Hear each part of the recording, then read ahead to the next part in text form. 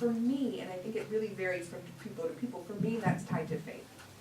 And part of it is my faith holds my feet to the fire. I mean, I can't tell you, everyone knows me because I always try to make up fatwas and make up Islamic law and all of that stuff. Like, I want the easy way. And so I'll really push and I'll really ask, I'll be like, there's got to be an easy way, there's got to be an easy way. And that is the mind. It's the mind trying to rationalize things that sometimes can't be rationalized, right? And I think that's one of the worst things that happens within the Western culture is we've been stuck in our brains that we've lost the heart and the soul. And that's what faith does, is it makes you holistic. It connects the mind with the heart, with the soul, and also with the body. One of my favorite things in Islam, and if you tie it again going to think is in Islam, there's a verse in the Quran that says the body doesn't lie, the body will actually testify. And a lot of Muslims look at it as the day of judgment, that the body will testify, right? I've had 5 back surgeries. I will tell you, my body was testifying when my life wasn't going right. It was yelling at me, it was saying, you need to change. And so when I look at faith and I look at what Islam has done for me, it has connected my mind, my Western education, with my heart, with my soul. And that final stage for me, when you think of fasting, when you think of prayer, is the body. And so it's a holistic compilation where you really get to know yourself through all these different elements. And then you can actually lean in and begin to change the global perspective. And I believe it's a shift. I believe it just happens naturally when you really do that work, and it's real work. I mean, I cannot tell you how hard and how uncomfortable that internal connection can be. But once you do it, you know, it's you know, I don't even know what to call it. It's divine. I mean, you become linked to the divine, and you really. I mean, we say it very casually, like "Tawakkaltu ala Allah," like I depend on God, right? But it is one of the most difficult things to really do, especially in Western education, because we're taught that we can control stuff. But when you really depend on God and you really let go, and you give up that fallacy of control, you become unstoppable. You know, and to build on what you're saying, I think the couple of themes that I think I would touch on too. One, conviction in your self-worth. And if you don't have that within yourself through anything else, let's say for whatever reason, your ego's been beat down, have it through believing and knowing that you are a creature that God created on this earth with deliberation, right? Mm-hmm. That is the way I've talked to some of my friends going through horrific things and really losing their sense of self-worth. Say, even if you don't have self-respect for yourself in this moment, because of your circumstances, you are a creature of God. And what are your responsibilities here? What are your capabilities? You can't just have been put here to be, right? It's to do. It's to help. And so coming at it from that angle, I think, is very important. And obviously, everything I'm saying today, I forgot to say it's through my personal capacity, right? Now professional. But the reason I bring that up is to give you a private example of how I have personally used it is years ago I was working at a big corporate law firm in New York. I was not thrilled with the experience, but financial realities were dictating that choice for years. When I decided to leave, I left of my own accord without a job in hand, which was a very shocking decision to my family and friends. Quite bold, particularly as someone who believed I can control everything. That was the ultimate leap of faith in a professional sense, but it actually helped me reconnect in a faith sense, because what is faith but believing that there is someone or something on the other side of that jump that you can't see right now, but it'll work out somehow, right? That's faith. And so I quit without job in hand. Period of months were no job in hand. And if people asked me, you know, why would you do that to yourself, or how do you know it's going to be okay, I'd say, I don't believe that not for anyone else this decision was made, but for myself, that's what I was put on this earth to do. I think there's something else. And every day what got me through wasn't my family. They loved me and they were supportive, but they were getting scared. It was me believing that my inner self was saying, this can't be it. I am capable of more. And I feel within myself that I'm a force to be reckoned with if I just unleash them the right way, right? And most women are like, oh, well, I don't feel that way. It's like, you have it in you. It's our own fear that sort of keeps us boxed in. But for me, faith is what got me through. It wasn't family, it wasn't friends. It was the absolute conviction I had, and through every challenge I've had. God has always, always tried to teach me and reminds me often I am not in charge. Things will happen. Lately I was in an Uber and there was a young hijabi woman telling me that she stopped wearing hijab because she was scared. And I said, you do you, you've got to do what you need to do to feel secure. Once she left the cab, the driver was sort of saying, you know, oh, I think you did right, God's going to protect you. I was like, well, God's protection doesn't mean bad things are going to happen to me. I think one of the big things that touches on this is, what do you think your purpose is here? If it's to just lead a happy-go-lucky life and be, that's cool. Your belief system is going to be tested hard. If your belief is you're here to be tested and grow and help, then bad stuff's going to happen, and that shouldn't shake your faith. Your faith should still be like a spinal column, that no matter what's happening around it, it stays firm and true and helps you through. I don't know if that touched on everything, but. And I mean, I don't know what you say. I mean, I feel like, yes. But one of the verses that I really, really find, there are two verses that I find solace in, and one of them is, you know, like, be careful to hate something that's good for you, and to love something that's bad for you. Yeah. So I always remind myself, I may not know the difference, you know.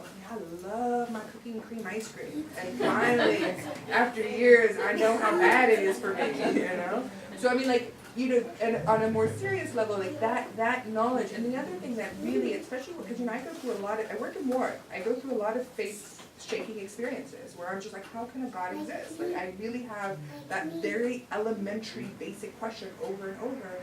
My other favorite verse is, and what of your signs will you deny? What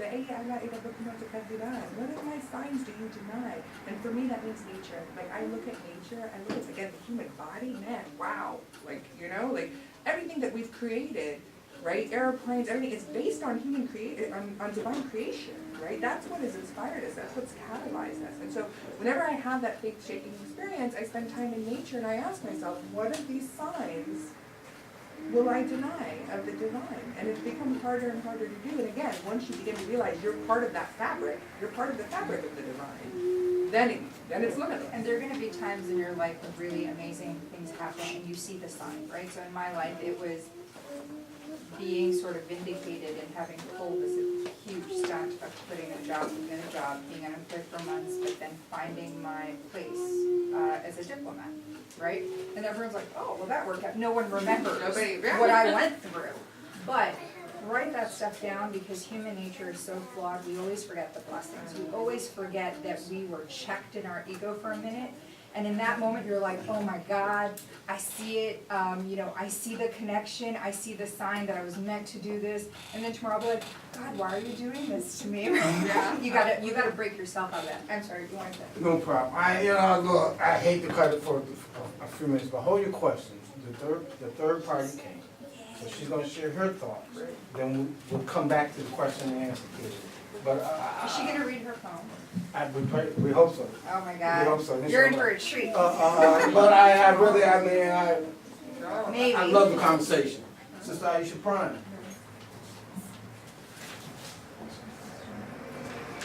Oh, she was coming. She's in here somewhere. Sister Ieasha Prime, you're being paged.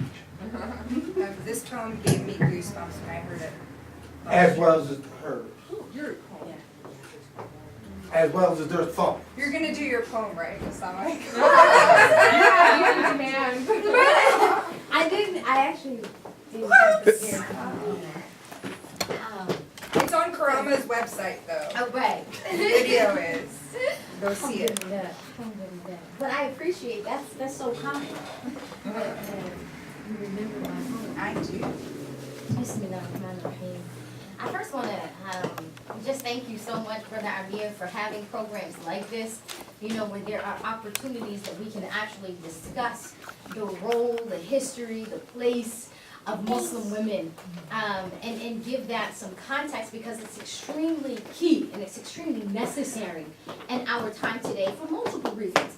Number one, because it's one of those voices that we didn't hear from for such a long time, but now more and more we're seeing Muslim women who are, up front and present. I thank Karama for being one of those voices who are making sure that they're given the proper place that that's necessary. And other organizations, of course, you have the Linda Sarsour, we could just go countless and countless, Marjorie Aziza Hill, for those who are representing women in their proper light. So I actually would like to back it up a little bit and go in talking about Muslim women. It's extremely important that we first examine, what does Allah, right? What does Islam teach about women, right, from the beginning? Because this is something that is something just very, very dear to my heart in terms of the Islamic teachings of women, because uniquely, it's something that we just don't hear a lot about. We hear about what her role is and what she's doing today. But anytime we address something, we have to look at, well, what was the intention for bringing that into existence from the beginning. So Islam teaches that Allah Almighty, long story short, is we know that the yin and the yang, that there is what we call the Jamali and the Jalali traits. And these Jamali and Jalali traits, the Jamali traits are those that we associate with beauty, with mercy, with nurturing, with compassion, with kindness. And then the Jalali traits are the traits that we associate with strength, with protection, with, vengeance, and those, and they, in that yin yang, they work well together. So this, what we would, for lack of a better word, we look at, in looking at the Jamali traits, you have the divine feminine. Right? You have that ultimate. So when Allah says in the Quran that He's going to create a Khalifa, or He's going to create one who would represent Him on earth, in order to represent Him on earth, you have to have that yin and yang, that Jamali and Jalali, that will represent the balance on earth in order to rule it properly. Right? And so this, in creating the woman, what we have is that we some people think, the Khalifa or the caretaker or the vice regent of the earth in Islamic culture is patriarchy. It's the man. It's Adam. Actually, it's both of them, right? Because when I created you to be a caretaker on the earth, you're not going to be able to multiply. There are multiple things you're not going to be able to do without your counterpart, right? And so, amazing, He takes His name, Ar-Rahman, and Rahman has the root of Ra-Ha-Mim, right? And so Ra-Ha-Mim is actually, Allah says, I took these letters and I created the woman. And in creating the woman, which is the womb of man, right? The woman, the womb of man, Ra-Ha-Mim, the womb in Arabic is called the Rahim, right? From these same letters.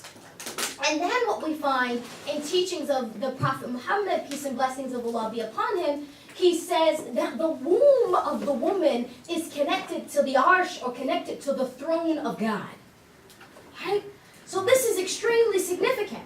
When we say that the womb of the woman is connected to the arsh of God, this actually correlates with when he said, I'm going to create a Khalifa, one who will represent me on the earth.